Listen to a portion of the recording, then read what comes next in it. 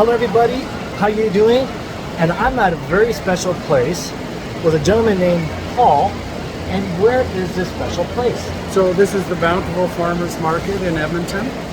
We're open 3 days a weekend, Friday, Saturday, Sunday, all year round. We've got 120 vendors. 120 vendors. Yep, 7 restaurants, indoor playground. So lots to do. Wow, it's like an experience all by itself here. Oh yeah. People come like 3 days in the weekend. They'll show up. Wow. So we get about 10,000 people a weekend. 10,000 people in a weekend. Yeah. Wow. Just all kinds of fresh food. There's over 35 ethnic food options. Wow. So yeah, lots to see and do. So with 10,000 people coming through here, and the vendors must get quite a run through it. It's so busy. How do you help keep them in a joyful mood or humorous mood? Well, honestly, they're not all joyful. But the ones who like me, I try to have a joke every day. I get jokes off the internet. Oh, nice. And I go around and I tell jokes. And I, just talk to people. You get to know people, their lives, and their families, and all those kinds of things. Wow. So by going around and sharing a joke, it really opens up to have that deeper connection, relationship. Absolutely. Like humor is so useful, right? It shows people that you're lighthearted, lets them be lighthearted. People come to me with jokes. People will come to me and what do you got for me today? And so yeah, it's a great icebreaker and just a great way to put people at ease. Wow. So by sharing a joke, it opens up that connection, puts them at ease, and then now they feel like, hey, I want to share a joke with you, and now we're friends. Yeah. It's just lubricates the relationship, right? I heard someone said, humor is the grease that moves the wheel. Yeah, absolutely. If you can make fun of yourself and allow people to make fun of themselves, then you're off to a good start. And a lot of the people here, we've been open for 5 years. And a lot of the people who work here have been here since the beginning. So, I've seen people who worked here in high school, now they're finishing university. Wow. People would come with their newborn baby and now it's 4 years old running around. So you just get to know people. Wow. And, being positive and happy, it rubs off, right? But it really makes it into a community. It's not just going into a local super grocery store. This is where you can actually build relations. This is where you can say, hey, this is your kids. How's the family doing? Yeah, and this is a real community.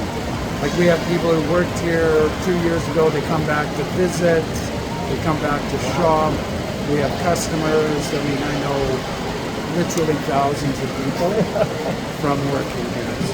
And it was a concerted effort when we opened to make it a community space. Wow. So we have an indoor playground, which I mentioned. Yeah. We have 7 local restaurants. We have events outside of the market days.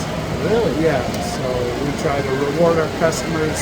Once a year we have an event, free food and drinks with entertainment. We have entertainment every day at the market. Wow. So, yeah, there's lots going on. So this is not just going to the grocery store, grab some vegetables and milk and eggs. No, it's totally different. This is an experience. Yeah, and people come, they get to know the people who grow their food. They get to know how it's grown. So we have a lot of health-conscious customers who, don't want pesticides, don't want hormones, or they want grass-fed meat. They want to know, where their food comes from, and who's making it. Plus, you're paying the actual person who's growing it. Yeah. So they're making a good living.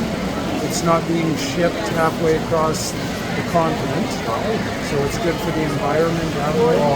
And all our farmers and fruit growers and even the people in the kitchen, they're all very environmentally conscious. So, Oh my goodness. yeah. And one big thing I want to say about the farmers market here is no waste. And what I mean by that is there's a gentleman I knew, he was a truck driver, go to grocery stores and haul, throw away literally truckloads after truckloads and truckloads of vegetables to the dump. Right. We're here, farmers to consumers, fresh, no waste. And you know, we have a gentleman who comes from the food bank every Sunday at the end of the day, gets a truckload of food to take to the food bank. Wow. We have another organization that feeds the homeless. So they come in, they get all kinds of, not even food that's can't be reused. Yeah. The vendors are super generous. You know, they give them all kinds of fresh meat and processed. So it is a real community. Wow. In that sense, that it's supporting the community. And you know, we're always raising money for the food bank. And Oh my goodness. so there's very little in the way of waste. Most of the vendors here are in lots of markets during the week. So if they make cakes or pies or whatever, they're not going to go to waste. They're going to be able to take them to the other markets. Wow. Yeah. Are you hearing this, everybody? Right? From the farmer, right here in Bountiful Farmers Market, right to your fridge.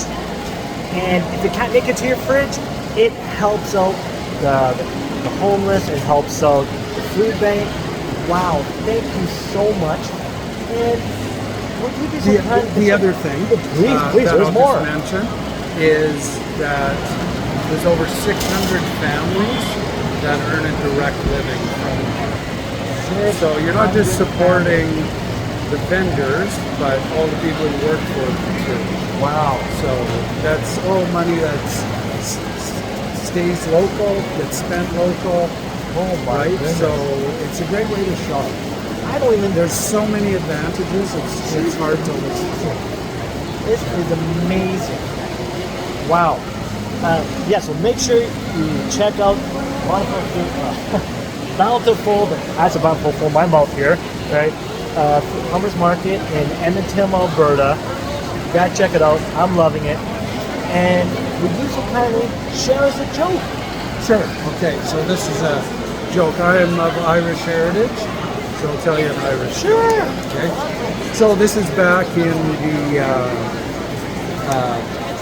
mid 19th century, and a woman is charged with murder. Murdering her husband. Never happened before, so it's a big deal. Everybody's interested in the case.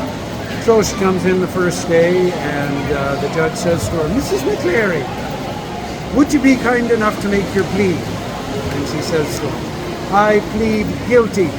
He says, "Well, this is a very serious charge, my dear." She says, "No, I did it. I'll admit it. I killed him." Uh-oh. So, "Well, who did you kill?" "My husband. He was a drunk. He was abusive. He was no good. He never worked. He was no good. I killed him. I chopped him up. I threw him in the river." And the judge says to her, "My goodness, Mrs. McLean, people aren't usually that honest in front of me. I'm a little bit shocked. So what I'm going to do is I'm going to accept your plea, but I'm going to give you a couple days to think about it, and you'll come back for sentencing on Wednesday." So off she goes, and Wednesday morning comes in, and at that time in Ireland, the punishment for murder was hanging by the neck. So everybody knows this, and when the judge would pass his sentence, he would wear a black skull cap because he's taking someone's life. So she comes back and says, "Mrs. McCleary, have you reconsidered your plea?" She says, no, I'm guilty. I'm as guilty as can be." He says, "Okay, well, you know that the punishment for murder is death by hanging, hung by your neck till you're dead." She says, "I'm ready to go. It's worth it. I put up with this man for far too long. I shouldn't have done it. And now I'm ready to take my punishment." So he looks at her and He says, you know, Mrs. McLeary, you're so honest. He takes off the black skull cap. He says, the court is going to show lenience on account of the fact you're a widow.